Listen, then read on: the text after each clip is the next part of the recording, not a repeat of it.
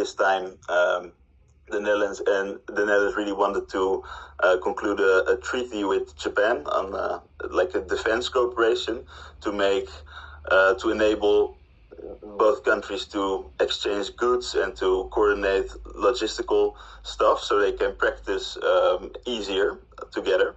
So this is one kind of thing, but on our level, so the working level, we can discuss things, but the real decisions have to be made on the upper level, on the political level. So for example, in this meeting, we brought that up, but also, apart from the things we would like to ask or like to deliver, we're also just, diving into the counterpart's profile. So what are his hobbies? Does he have anything interesting, to break the ice a little bit? So you're thinking of making the whole conversation smooth, but also fruitful. And this is another meeting. This was here in the Netherlands, actually. And the two people you see here are the Director Generals for Political Affairs. So it's the highest ministerial level, just below political level. For example, in the case of Netherlands and South Korea, Netherlands of Japan, but also other countries, because it's a very diplomatic, common thing to do, is, it's called political consultations, and it's an annual thing. With other countries, it might be biannual, but it's a meeting in which is quite long, so 2 or 3 hours.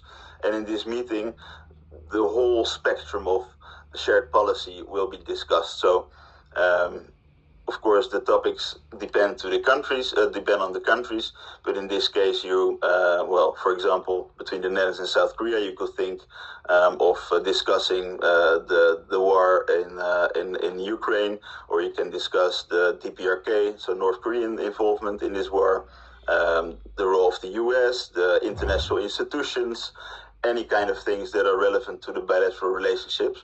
And those meetings are really important because we, at the working level, we will have to give follow-up to the outcomes. So it will give us a lot of work, but it also will get things done because decisions are made during these meetings.